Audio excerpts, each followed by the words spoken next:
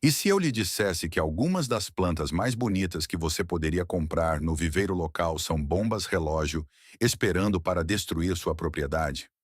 Estas são plantas que parecem inofensivas em seus pequenos vasos, aparecendo deslumbrantes em revistas de jardinagem, que seu vizinho plantou há 5 anos e agora se arrepende todos os dias.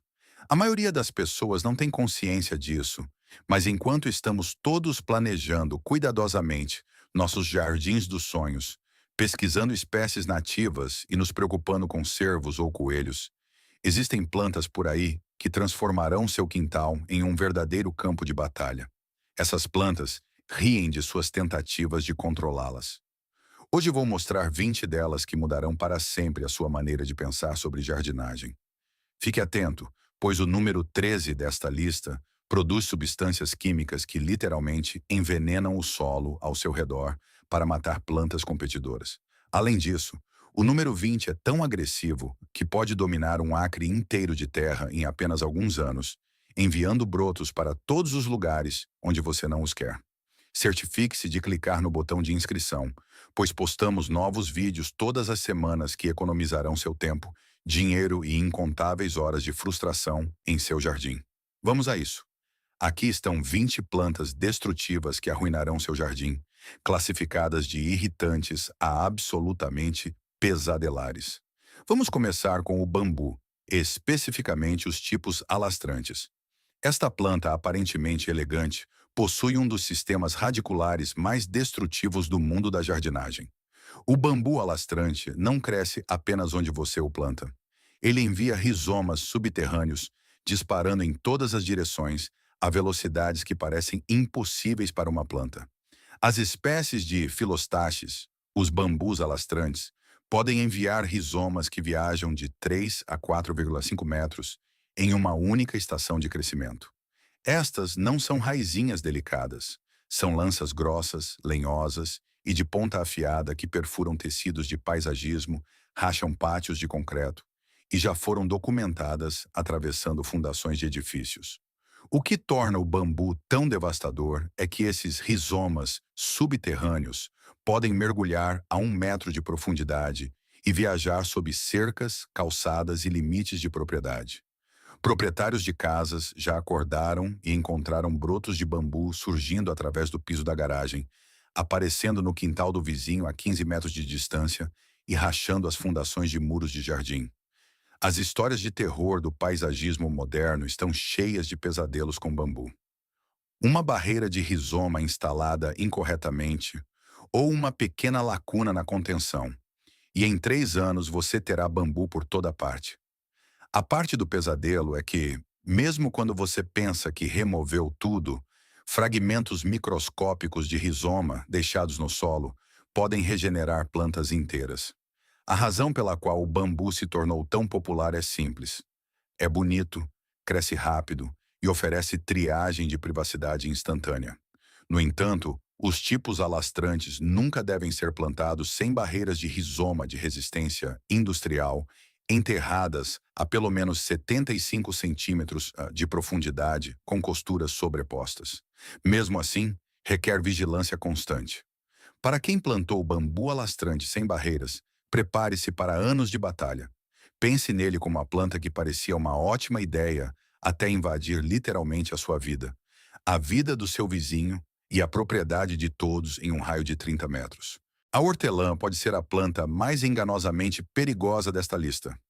Esta erva alegre com folhas perfumadas que todos adoram em seu chá tem uma agenda subterrânea que deixaria o bambu com inveja. As espécies de menta espalham-se por estolões tanto acima quanto abaixo do solo e fazem-no com uma eficiência implacável. Se você plantar hortelã diretamente no canteiro do seu jardim, em uma temporada ela terá enviado estolões por 60 centímetros em todas as direções. No segundo ano, ela terá colonizado metade do canteiro. No terceiro ano, estará sufocando tudo o resto e surgindo em lugares que você nem sabia que estavam conectados. A razão pela qual a hortelã é tão destrutiva é que os estolões viajam no subsolo, enviando novas plantas a cada poucos centímetros.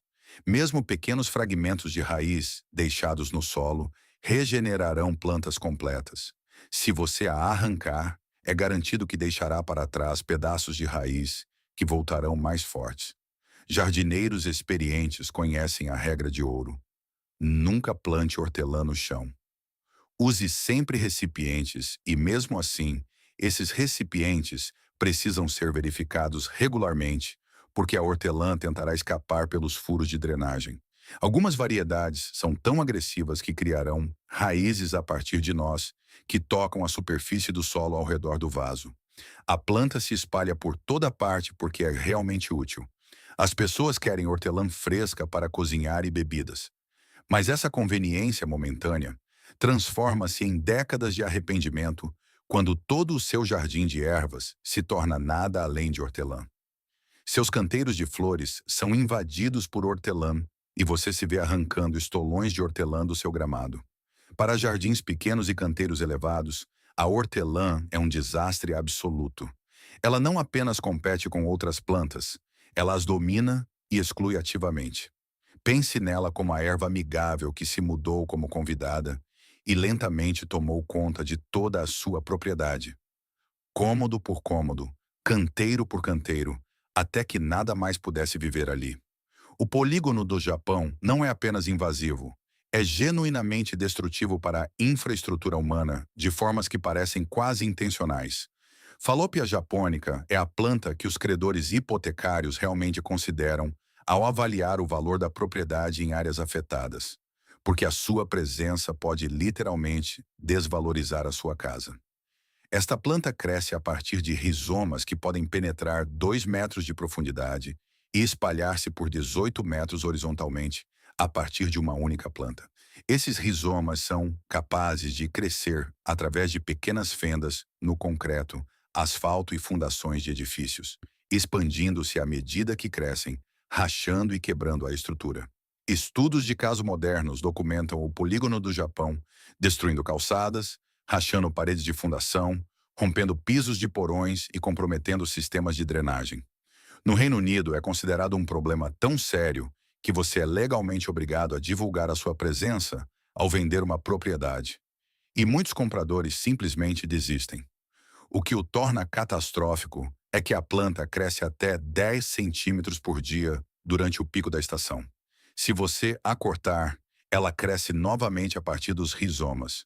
Se você a desenterrar, qualquer fragmento de rizoma deixado para trás, mesmo um pedaço do tamanho da sua unha, pode regenerar uma planta completa.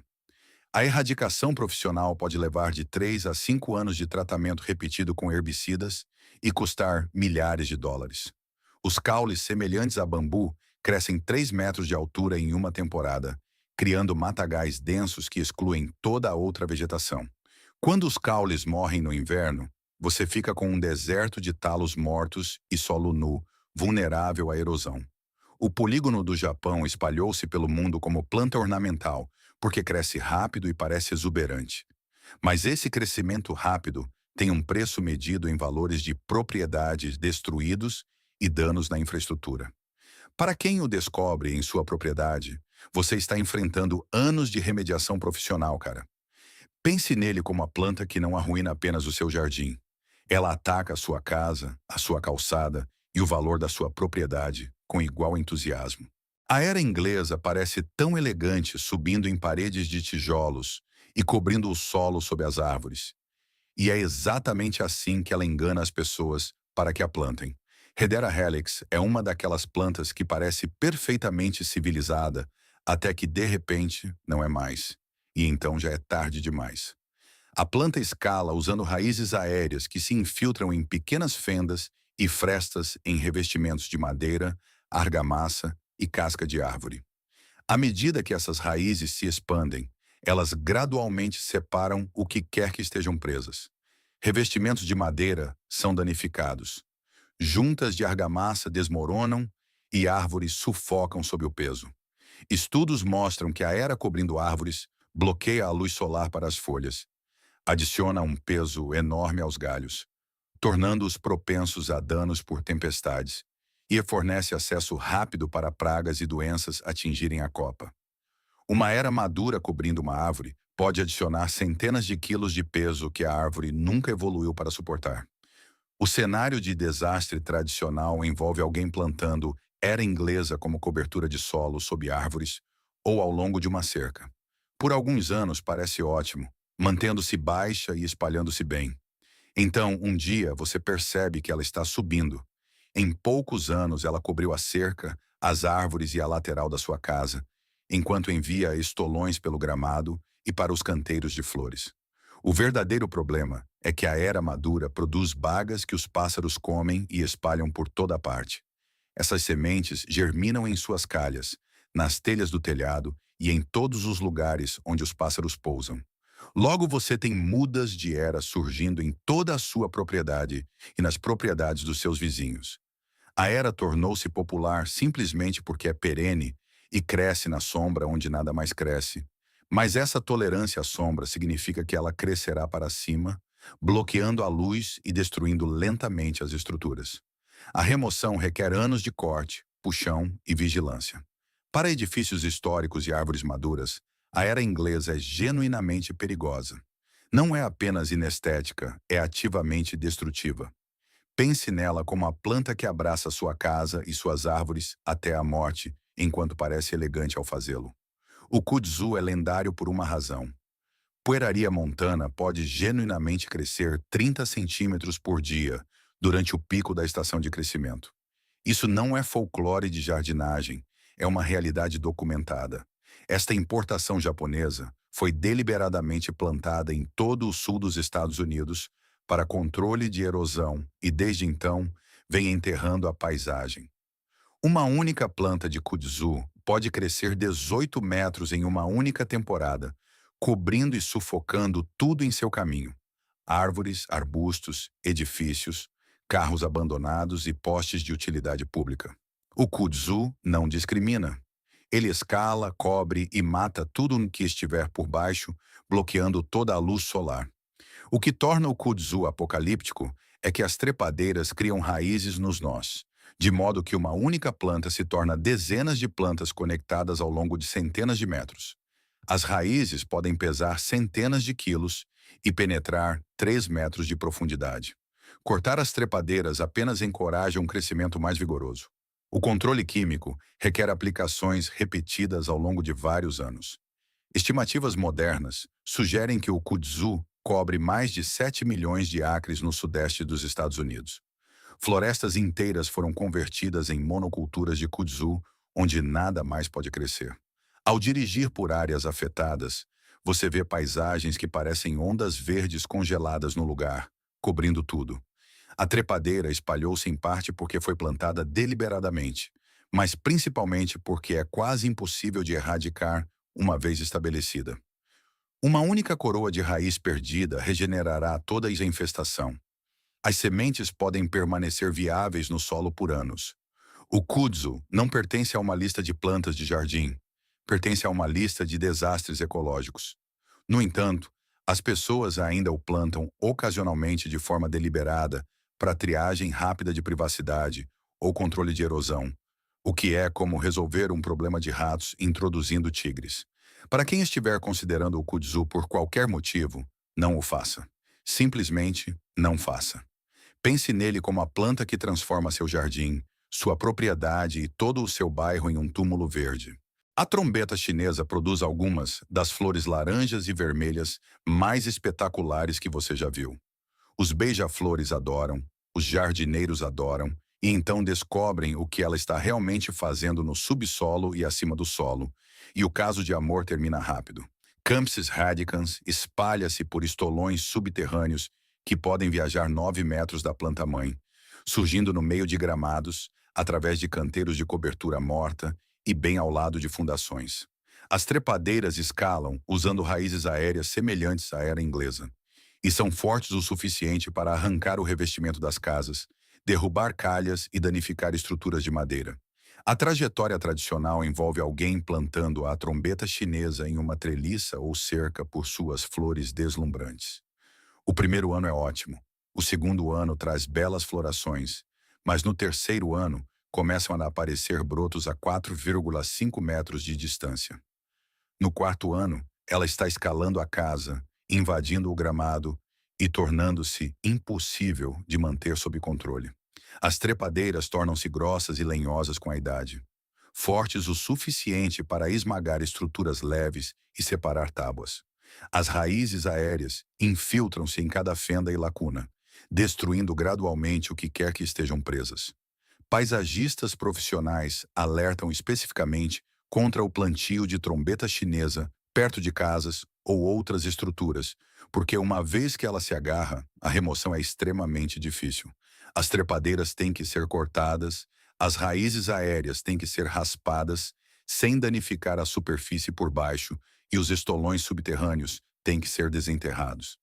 As plantas espalham-se pelos jardins porque aquelas flores em forma de trombeta são realmente bonitas e os beija-flores realmente as adoram. No entanto, você pode desfrutar de beija-flores sem lhes dar uma planta que destruirá sua casa. Existem alternativas nativas que não se espalham agressivamente. Para quem já tem a trombeta chinesa estabelecida, você está enfrentando anos de remoção constante de brotos e estolões. Pense nela como a planta que lhe promete o paraíso dos beija-flores e entrega um pesadelo de trepadeiras tentando desmontar sua casa tábua por tábua. As glicínias chinesas e japonesas parecem absolutamente mágicas quando florescem. Aqueles cachos de flores roxas em cascata parecem algo saído de um conto de fadas. Então as trepadeiras lenhosas começam a fazer o que as trepadeiras lenhosas fazem, e sua pérgola, seu caramanchão ou sua árvore começa a morrer. Wisteria sinensis e Wisteria floribunda não apenas escalam, elas estrangulam. As trepadeiras enrolam-se em qualquer coisa vertical e continuam a crescer mais grossas ano após ano. Trepadeiras de glicínia maduras podem ser tão grossas quanto a sua perna e são fortes o suficiente para esmagar estruturas de madeira e anelar árvores até a morte. Relatórios modernos de danos estruturais documentam trepadeiras de glicínia derrubando pérgolas, colapsando caramanchões, quebrando galhos de árvores e arrancando calhas de casas. As trepadeiras crescem com tal força que podem realmente torcer e deformar as estruturas que estão escalando. O padrão de desastre começa quando alguém planta glicínia por aquelas florações deslumbrantes. Nos primeiros anos, eles obtêm flores adoráveis e um crescimento controlável. Então as trepadeiras começam a ficar sérias. Elas atingem a linha do telhado, enrolam-se em canos, infiltram-se sob as telhas e começam a esmagar qualquer estrutura que estejam usando como suporte. A pior parte é que a glicínia também se espalha por sementes, enviando centenas de vagens que explodem e espalham sementes por toda parte. Em poucos anos, você tem mudas de glicínia surgindo em sua propriedade, cada uma pronta para se tornar outra trepadeira monstruosa. A glicínia tornou-se popular porque é genuinamente bonita e cresce vigorosamente o suficiente para cobrir grandes estruturas. Mas esse vigor é exatamente o problema. Ela não sabe quando parar. Ela continua crescendo, continua engrossando e continua esmagando. Para glicínias estabelecidas em estruturas, você precisa podar agressivamente várias vezes por ano apenas para evitar danos estruturais. Perca uma temporada e as trepadeiras tirarão vantagem. Pense nela como a planta de conto de fadas que se transforma em um pesadelo quando começa a tratar sua pérgola como se estivesse tentando espremer a vida dela. A grama bermuda é simultaneamente uma das gramas de gramado mais populares e uma das ervas daninhas mais odiadas na jardinagem. E não há contradição nisso. Cynodon dactylon espalha-se por sementes, por estolões acima do solo e por rizomas subterrâneos. É basicamente projetada para ser quase impossível de erradicar uma vez estabelecida. Esta grama pode espalhar-se por quase 2 metros em uma única estação de crescimento. Esses estolões e rizomas infiltram-se em canteiros de flores, hortas e plantios de paisagismo com uma eficiência implacável. Se você a arrancar, qualquer fragmento minúsculo de rizoma ou estolão deixado para trás regenerará uma planta completa. O que torna a grama bermuda verdadeiramente destrutiva é que ela não se espalha apenas para áreas onde você não quer grama. Ela compete ativamente com outras plantas e as exclui. Em canteiros de flores, ela se enrola em plantas perenes e arbustos, roubando água e nutrientes. Em hortas, ela compete diretamente com suas plantações. Jardineiros modernos lutam constantemente contra a grama bermuda. Ela ri do tecido de paisagismo, cresce através da cobertura morta e invade canteiros elevados. O controle químico é difícil porque a maioria dos herbicidas que matam a grama bermuda também matam tudo o resto, e a grama bermuda recupera-se mais rápido. A grama espalhou-se por toda parte porque forma um excelente gramado em climas quentes. É resistente, tolerante à seca e lida bem com o tráfego de pedestres. No entanto, as mesmas características que a tornam uma boa grama de gramado, propagação agressiva, crescimento vigoroso e resiliência, tornam-na um pesadelo absoluto em todos os outros lugares. Para jardineiros que tentam manter canteiros e bordas em regiões de grama bermuda, é uma batalha constante de cavar estolões, arrancar invasores e tentar criar barreiras que realmente funcionem. A grama encontrará qualquer fraqueza e a explorará. A grama bermuda tornou-se popular como espécie de gramado, mas não ficou nos gramados.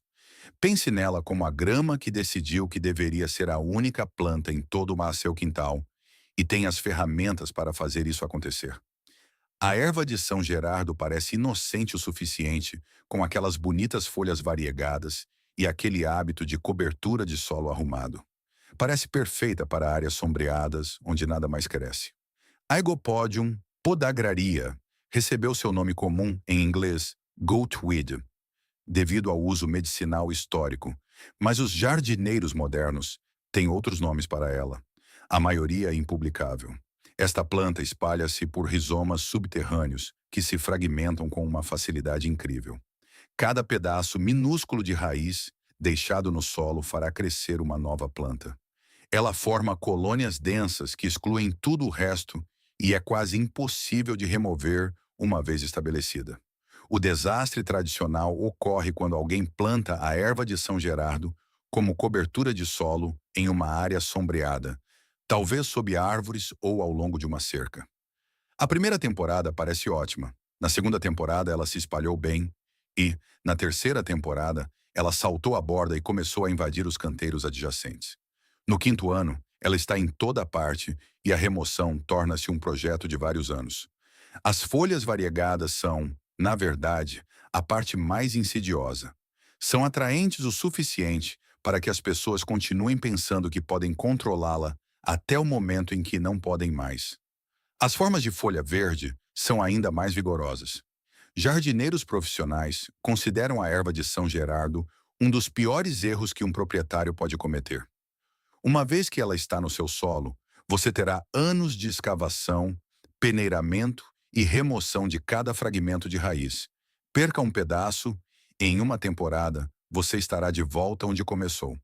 A planta espalhou-se pelos jardins porque realmente preenche áreas sombreadas, onde outras coberturas de solo têm dificuldade.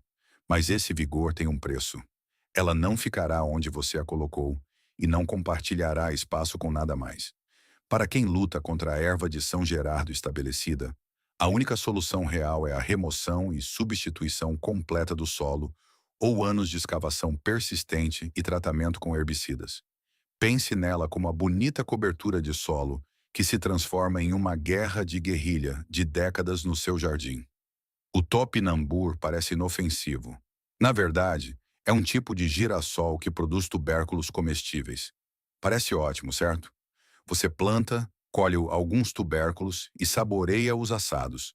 Exceto que o Elianthus tuberosus tem um truque. Esses tubérculos quebram-se com uma facilidade incrível, e cada fragmento fará crescer uma nova planta. Você colhe seus topinambures, esquece alguns tubérculos ou quebra alguns durante a escavação e, no ano seguinte, tem dezenas de plantas. Se você tentar removê-las e quebrar mais tubérculos, o problema multiplica-se. Em poucos anos, você tem topinambur por toda parte e não há uma maneira prática de se livrar dele. O que torna esta planta tão frustrante é que os tubérculos podem crescer a quase 2 metros de profundidade. Eles quebram-se se você olhar para eles do jeito errado. Cada planta produz dezenas de tubérculos e eles são persistentes. Continuarão voltando ano após ano, não importa quantas vezes você os desenterre. Entusiastas modernos da permacultura e às vezes plantam topinambur deliberadamente para a produção de alimentos, mas jardineiros experientes alertam para plantá-los apenas onde você aceita que eles se espalhem para sempre, ou em áreas extremamente contidas, como canteiros elevados com fundo sólido. As próprias plantas crescem de 2,5 a 3 metros de altura, criando maciços densos que sombreiam tudo o resto. Elas espalham-se por tubérculos e também podem espalhar-se por sementes, tornando-as quase impossíveis de conter uma vez estabelecidas em campo aberto. O topinambur espalhou-se pelos jardins porque os tubérculos são realmente nutritivos e úteis e as plantas são atraentes. Mas aquela única temporada de colheita transforma-se em um compromisso vitalício com uma planta que você nunca poderá remover totalmente. Para quem plantou topinambur em seus canteiros regulares, você criou um problema permanente. Pense nele como a planta que parecia um experimento divertido de permacultura, até você perceber que lhe deu posse vitalícia no seu jardim, queira você ou não. Agora, se você está começando a perceber quantas minas terrestres existem no mundo da jardinagem, faça-me um grande favor e clique no botão de curtir agora mesmo. Isso ajuda este vídeo a chegar a outras pessoas que estão prestes a cometer erros caros e de décadas, e nos ajuda a continuar criando conteúdo que os salvará de desastres de paisagismo. Se você ainda não se inscreveu, clique no botão e ative o sino. Estamos construindo uma comunidade de jardineiros que aprendem com os erros dos outros em vez de cometê-los eles mesmos. Vamos continuar porque estamos chegando aos realmente catastróficos. A era terrestre parece inofensiva o suficiente. Esta cobertura de solo de crescimento baixo, com folhas redondas e pequenas flores roxas, espalha-se rente ao chão, criando raízes em cada nó. Glechoma ederaceae pode parecer que estaria tudo bem, compartilhando espaço com seu gramado, mas não está. Esta planta espalha-se por estolões que criam raízes a cada poucos centímetros, criando um tapete interconectado que expulsa a grama. Ela prospera na sombra e em condições úmidas, onde a grama do gramado tem dificuldade, o que significa que ela invade especificamente os pontos fracos do seu gramado e tira vantagem. O pesadelo do proprietário começa quando você nota um pouco de era terrestre em um canto sombreado do seu gramado. Em 2 temporadas, ela se espalhou por 9 metros. Em 3 temporadas, ela substituiu porções significativas do seu gramado. A pior parte é que é quase impossível matá-la seletivamente. A maioria dos herbicidas de folha larga que os proprietários usam mal afeta a era terrestre. A planta tem um revestimento de folha ceroso que repele herbicidas, e seu crescimento em forma de tapete significa que, mesmo que você mate o crescimento superior, as raízes e estolões sobrevivem e voltam a crescer. Serviços de gramado profissionais cobram especificamente extra pelo controle da era terrestre, porque requer herbicidas especializados e múltiplas aplicações, sem garantia de sucesso. A planta é assim tão resiliente. Esta cobertura de solo espalhou-se pelos gramados, em parte através do corte da grama, que pica pedaços que são espalhados e criam raízes onde caem, e em parte porque realmente parece aceitável para algumas pessoas até que tome conta completamente. Para quem tenta manter um gramado puro em áreas onde a era terrestre está estabelecida, é uma batalha constante. Pense nela como a cobertura de solo que visa especificamente as partes mais fracas do seu gramado e as conquista sistematicamente, um ponto sombreado de cada vez. A cavalinha não é apenas difícil de matar, é essencialmente impossível de matar por métodos normais de jardinagem. As espécies de Equisetum existem desde o tempo dos dinossauros e sobreviveram tanto tempo por serem quase indestrutíveis. As plantas espalham-se por rizomas que podem penetrar quase 2 metros de profundidade no solo e quebram-se em fragmentos quando você tenta desenterrá-los. A cavalinha é catastrófica porque esses rizomas profundos são protegidos por um revestimento ceroso que os torna quase imunes a herbicidas. As próprias plantas contêm sílica, o que as torna tóxicas para animais de pasto e resistentes a doenças e pragas. Além disso, elas reproduzem-se por esporos, não por sementes, tornando-as ainda mais difíceis de controlar. Jardineiros modernos que encontram cavalinha descrevem-na como a planta que quebrou seu espírito. Você pode cavar por horas, removendo o que parece ser cada pedaço de rizoma, e em semanas ela está de volta, crescendo a partir de fragmentos deixados para trás ou rizomas que estavam profundos demais para serem alcançados. A planta prospera em solo úmido e perturbado, o que significa que canteiros de obras e áreas mal drenadas são colonizados rapidamente. Uma vez estabelecida, a cavalinha é essencialmente permanente, a menos que você esteja disposto a substituir todo o solo até uma profundidade de pelo menos 1 metro. O controle químico é majoritariamente ineficaz. O revestimento ceroso repele os herbicidas e os rizomas profundos sobrevivem mesmo se você matar o crescimento superior. Múltiplas aplicações ao longo de vários anos podem suprimi-la, mas a erradicação é quase impossível. A cavalinha espalha-se pelos jardins através de solo e material vegetal contaminados. Esses rizomas fragmentam-se facilmente durante a escavação e o transporte, o que significa que uma carga infectada de terra vegetal pode introduzir cavalinha em um jardim imaculado. Para quem luta contra a cavalinha estabelecida, você está combatendo uma planta que sobreviveu a 300 milhões de anos de catástrofes planetárias. Pense nela como a sobrevivente pré-histórica que passou por eventos de extinção e não vai deixar que seus esforços de jardinagem a incomodem nem um pouco. O ailanto ganhou seu nome de árvore do céu, pela rapidez com que cresce em direção ao céu. Mas a Ailanthus altíssima está, na verdade, envolvida em uma guerra química contra todas as outras plantas ao seu redor. Esta árvore produz compostos alelopáticos que inibem o crescimento de outras plantas, dando-lhe uma vantagem competitiva que é genuinamente injusta. A árvore espalha-se por uma produção prolífica de sementes e brotos de raiz agressivos.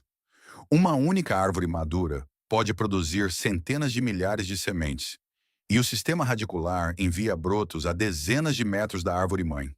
Se você cortar a árvore, o sistema radicular responde enviando dezenas de novos brotos. O que torna o ailanto genuinamente destrutivo é que esses produtos químicos alelopáticos envenenam o solo para outras plantas. O sistema radicular agressivo danifica fundações, linhas de esgoto e pavimentação. A madeira é fraca e propensa a quebras, tornando as árvores maduras perigosas. Silvicultores urbanos modernos consideram o ailanto uma das piores árvores invasoras da América do Norte. Ele coloniza áreas perturbadas, lotes baldios e fendas em infraestruturas, suprimindo a vegetação nativa e criando maciços de monocultura.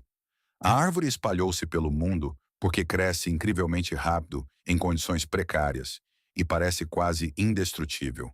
Ela sobrevive à poluição, à seca, ao solo pobre e à negligência. Mas essas características de sobrevivência vêm à custa de danificar tudo ao seu redor. A remoção requer a morte do sistema radicular, o que significa ou tratamento repetido com herbicida em tocos cortados, ou anos de remoção persistente de brotos, até que as raízes esgotem suas reservas de energia. Para quem tem ailanto em sua propriedade, você está lidando com uma árvore que não apenas compete com outras plantas, ela as envenena ativamente. Pense nele como a árvore que joga sujo e vence, garantindo que nada mais consiga sobreviver por perto. A oliveira do paraíso parece elegante com suas folhas prateadas e flores perfumadas. Ela parecia ser uma excelente árvore ornamental, especialmente para locais difíceis com solo pobre. Então as pessoas descobriram o que ela faz com a química do solo e quão agressivamente se espalha. Esta árvore é uma fixadora de nitrogênio, o que soa benéfico até você perceber que ela está fixando nitrogênio para mudar as condições do solo a seu favor e contra as plantas nativas adaptadas a níveis mais baixos de nitrogênio.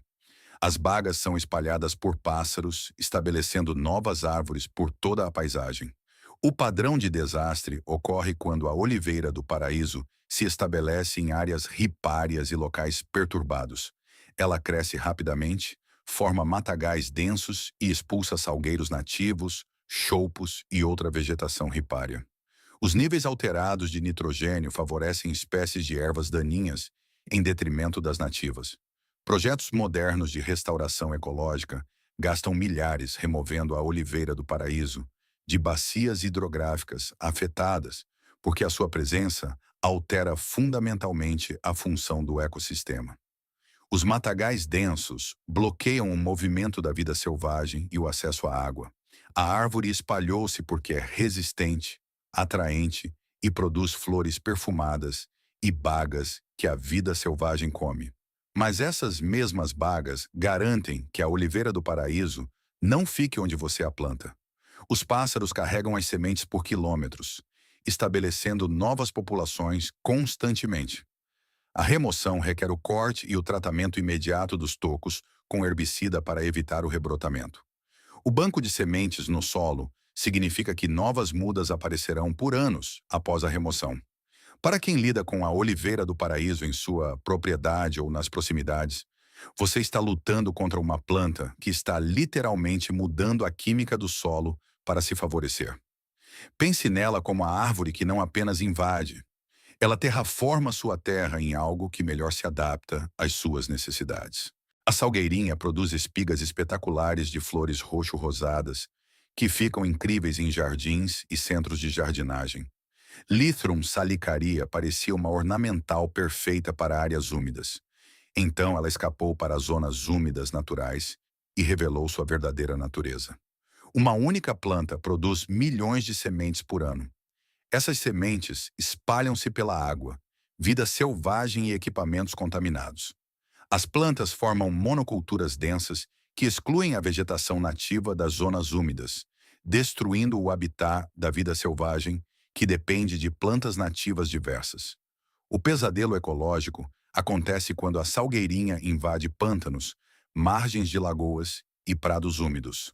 Ela supera as ciperáceas nativas, juncos e flores silvestres, que fornecem alimento e habitat para aves aquáticas, anfíbios e insetos. Os maciços densos oferecem pouco valor à vida selvagem nativa. Projetos modernos de restauração de zonas úmidas gastam recursos significativos removendo a salgueirinha das áreas afetadas. A planta é proibida em muitos estados, mas continua a espalhar-se a partir de plantios antigos e fugas de jardins. A planta espalhou-se porque é genuinamente bonita e vigorosa em condições úmidas, onde muitas ornamentais têm dificuldade. Mas esse vigor destrói o valor ecológico das zonas úmidas que invade. O controle requer remoção persistente ou tratamento químico e, mesmo assim, o enorme banco de sementes significa que novas plantas surgirão por anos. Algum controle biológico usando besouros europeus mostra-se promissor, mas não é universalmente eficaz. Para quem tem salgueirinha perto de zonas úmidas naturais ou lagoas, você está abrigando uma planta que está degradando ativamente a saúde do ecossistema. Pense nela como a flor bonita que está cometendo o homicídio ecológico, uma zona úmida de cada vez. A Buddleia parece que deveria ser uma heroína da jardinagem. Buddleia davidi atrai borboletas com suas espigas de flores perfumadas e cresce facilmente com cuidados mínimos. Então você descobre quão agressivamente ela se semeia e se espalha em áreas naturais. Cada planta produz milhares de sementes minúsculas que se espalham pelo vento e pela água. Essas sementes germinam prontamente em solo perturbado ao longo de cursos de água e em bordas de florestas. Em poucos anos, a Buddleia coloniza áreas ripárias e expulsa arbustos nativos. A controvérsia é que, embora a Buddleia atraia borboletas para o néctar, ela oferece pouco valor como planta hospedeira de larvas. Alternativas nativas sustentam ciclos de vida completos de borboletas, enquanto a Buddleia oferece apenas uma fonte de néctar. Enquanto isso, ela está se espalhando agressivamente e deslocando nativas verdadeiramente benéficas. Esforços modernos de conservação no noroeste do Pacífico e em outras regiões visam a Buddleia para remoção de áreas naturais. Ela é considerada invasora em vários estados e regiões. O arbusto espalhou-se pelos jardins porque as borboletas realmente o adoram e as flores são atraentes. Mas o custo ecológico de sua propagação supera o benefício de atrair borboletas adultas. Cultivares mais recentes, que afirmam ser estéreis ou menos invasivas, Ainda produzem sementes em muitas condições. A abordagem mais segura é remover as flores murchas antes que produzam sementes. Mas a maioria dos jardineiros não faz isso de forma consistente. Para quem está comprometido em apoiar as borboletas, existem alternativas nativas que fornecem tanto néctar quanto alimento para larvas sem a propagação invasiva. Pense nela como a planta amiga da vida selvagem, que acabou não sendo tão amiga do habitat da vida selvagem, afinal. A planta camaleão tem uma das folhagens mais marcantes no mundo das coberturas de solo. Aquelas folhas salpicadas de vermelho, creme e verde ficam incríveis em recipientes e fotos. Rootwine cordata parecia uma solução perfeita para áreas difíceis. Então você a planta no chão e descobre o horror. Esta planta espalha-se por rizomas subterrâneos que viajam com uma velocidade assustadora. Ela fragmenta-se facilmente, o que significa que cada tentativa de removê-la a quebra em dezenas de pedaços que cada um faz crescer novas plantas. E tem um odor de peixe característico que muitas pessoas consideram genuinamente desagradável.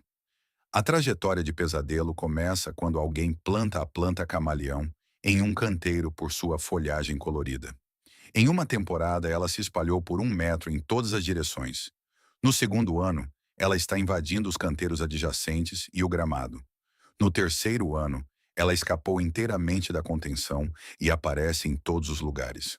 Os rizomas viajam no subsolo, surgindo através do gramado, em fendas no pavimento e em propriedades vizinhas. Eles penetram fundo o suficiente para que o cultivo de superfície não os alcance, e são tão frágeis que qualquer tentativa de desenterrá-los deixa para trás fragmentos que se regeneram. Paisagistas profissionais listam a planta camaleão entre as suas coberturas de solo mais odiadas. A remoção requer ou a substituição completa do solo ou anos de tratamento persistente com herbicidas. Mesmo assim, o sucesso não é garantido. A planta espalhou-se pelos jardins porque é genuinamente atraente em recipientes onde está contida. Mas o plantio no solo é um desastre do qual a maioria dos jardineiros se arrepende para sempre. Para quem plantou a planta camaleão no chão, você criou um projeto de erradicação de vários anos. Pense nela como a cobertura de solo que combina as piores características da hortelã, da erva de São Gerardo e da cavalinha em um pacote imparável e mal cheiroso. As glórias da manhã silvestres produzem flores alegres em forma de funil em rosa, roxo e branco. As espécies de convólvulos e hipomoea escalam e espalham-se com um entusiasmo que parece encantador, até você perceber que elas estão sufocando tudo em seu caminho e semeando-se com abandono. Estas trepadeiras crescem rapidamente, enrolando-se em qualquer coisa vertical e puxando-a para baixo sob o seu peso. Elas produzem sementes copiosas que permanecem viáveis no solo por décadas. Os tipos de bindweed têm raízes profundas que voltam a crescer mesmo após repetidas tentativas de remoção. O desastre no jardim ocorre quando as glórias da manhã estrangulam as plantas do jardim, sufocam arbustos e criam massas emaranhadas que colapsam sob o seu próprio peso. Elas escalam sobre tudo, bloqueando a luz solar e estressando as plantas de suporte. As sementes espalham-se por toda a parte através de pássaros, água e solo contaminado. Cada planta produz centenas de sementes, e essas sementes germinam prontamente sempre que o solo é perturbado. Isso cria um ciclo perpétuo de novas plantas surgindo ano após ano. Jardineiros modernos lutam constantemente contra a glória da manhã. As trepadeiras crescem tão rápido durante o pico da estação que podem cobrir um arbusto em uma semana. Se você as arrancar, as sementes que você perturba garantem a colheita do próximo ano. O controle químico é difícil porque as folhas em forma de coração repelem os herbicidas e as raízes profundas dos tipos bindweed sobrevivem à maioria dos tratamentos. A remoção persistente do crescimento superior acaba por esgotar as plantas, mas leva anos. A glória da manhã espalhou-se pelos jardins porque as flores são atraentes e as plantas crescem facilmente. Mas esse crescimento fácil nunca para onde você quer. Para quem luta contra a glória da manhã estabelecida, você terá anos de puxar trepadeiras antes que elas deem sementes. Pense nela como a flor alegre que envolve tudo em abraços sufocantes, enquanto garante que seus filhos farão o mesmo por décadas. O lamiastrum amarelo pode ser a planta menos conhecida desta lista, mas é uma das mais destrutivas em áreas onde está estabelecida. Lamiastrum galeobdolon espalha-se por estolões e forma uma cobertura de solo tão densa que absolutamente nada mais consegue crescer por baixo. A planta foi introduzida como uma cobertura de solo ornamental para a sombra e é excelente a cobrir o solo. Ela escapa dos jardins e invade o subbosque das florestas, formando tapetes de monocultura que excluem as flores silvestres nativas e a regeneração florestal. O desastre ecológico acontece quando o lamiastrum amarelo invade áreas florestais naturais e elimina flores silvestres de primavera, como trilhos, sanguinária, gengibre selvagem e dezenas de outras espécies nativas que não conseguem competir com seu crescimento denso. Isso afeta tudo, desde polinizadores até a regeneração da floresta. A gestão florestal moderna nas regiões afetadas visa especificamente o lamiastrum amarelo para remoção, mas é uma batalha difícil. Os estolões criam raízes em cada nó, criando tapetes interconectados. A remoção perturba o solo e muitas vezes deixa fragmentos que se regeneram. A cobertura de solo espalhou-se porque cresce de forma confiável em sombra profunda, onde a maioria das coberturas de solo falha e as formas variegadas são atraentes. Mas essa tolerância à sombra torna-a devastadora no subbosque das florestas. O controle requer remoção persistente ou tratamento com herbicida, e a restauração requer o replantio de espécies nativas para preencher o espaço antes que o lamiastrum amarelo retorne. Para quem tem lamiastrum amarelo perto de áreas naturais, você está contribuindo para a degradação florestal. Pense nele como a cobertura de solo que não toma conta apenas do seu jardim. Ele invade florestas selvagens e elimina comunidades de plantas nativas insubstituíveis. E aqui estamos no número 20. Esta é a planta que guardei para o final, porque representa tudo o que falamos hoje. A acácia bastarda combina brotos de raiz agressivos, alelopatia e crescimento rápido em um pacote de destruição que pode transformar terras abertas em um matagal impenetrável. Robinia pseudoacacia envia brotos de raiz em todas as direções, às vezes a dezenas de metros da árvore-mãe. Cada broto torna-se uma nova árvore que envia seus próprios brotos. Em poucos anos, uma única árvore torna-se uma colônia em expansão de árvores espinhosas que excluem tudo o resto. A realidade fascinante e aterrorizante é que a acácia bastarda é nativa de uma pequena região dos Apalaches, mas espalhou-se por toda a América do Norte e globalmente. A madeira é valiosa, densa, resistente ao apodrecimento e útil, mas o hábito de propagação da árvore torna-a catastrófica em paisagens. As árvores também fixam nitrogênio, alterando a química do solo para se favorecerem, e as espécies de ervas daninhas, em detrimento das plantas nativas adaptadas a condições de nitrogênio mais baixas. Elas produzem compostos alelopáticos que suprimem ainda mais a competição e estão armadas com espinhos afiados que tornam a sua limpeza genuinamente perigosa. Gestores de terras modernos que lutam contra a acácia bastarda descrevem-na como uma das árvores invasoras mais difíceis de controlar. Se você as cortar, obtém 100 brotos. Se as tratar com herbicida, o sistema radicular muitas vezes sobrevive e envia novos brotos. É necessária uma gestão persistente ao longo de anos. Os usos tradicionais incluíam o controle de erosão e cercas vivas, que foi como ela se espalhou tão amplamente. Esses postes de cerca ainda estão se espalhando, ainda brotando e ainda tomando conta décadas depois. Esta planta é o final perfeito para a nossa lista, porque mostra como uma planta pode ter um valor genuíno. A madeira é realmente excelente, ao mesmo tempo que é um pesadelo absoluto para se conviver. As mesmas características que a tornam útil, crescimento rápido, madeira densa e a capacidade de prosperar em solo pobre, tornam-na quase impossível de controlar uma vez estabelecida. A acácia bastarda escapou do cultivo Porque as pessoas a plantaram deliberadamente por razões práticas e não perceberam as consequências a longo prazo. Para quem lida com a acácia bastarda em sua propriedade, você está enfrentando anos de batalha constante contra os brotos de raiz, ou está aceitando que a árvore converterá gradualmente sua terra em uma floresta de acácia bastarda. Pense nela como o lembrete de que, às vezes, a planta que parece mais útil é, na verdade, aquela que mais lhe tirará. Ela não pede permissão. Ela não fica contida. Ela apenas se espalha ano após ano, broto após broto, até que você se renda ou se comprometa com uma vida inteira de gestão. Se você chegou até aqui e está se sentindo grato por ter aprendido sobre essas plantas destrutivas antes de plantá-las, dê um soco no botão de curtir. Isso realmente ajuda o canal a crescer e ajuda outras pessoas a evitar esses erros catastróficos de jardinagem. Deixe um comentário abaixo e diga-me, você já lidou com alguma dessas plantas?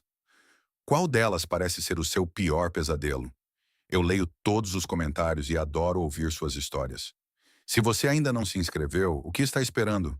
Clique no botão de inscrição e ative o sino de notificação para nunca perder um vídeo. Estamos aqui para ajudá-lo a jardinar de forma mais inteligente, evitar erros caros e realmente desfrutar do seu quintal, em vez de lutar contra ele por décadas. Se esta exploração de bombas relógio botânicas mudou a forma como você olha para o verde do seu bairro, por favor, inscreva-se e curta este vídeo. Estamos desenterrando a história e os perigos ocultos que muitos prefeririam manter enterrados. Plante seu futuro com cautela e sabedoria. O próximo cofre de segredos de jardinagem será aberto muito em breve.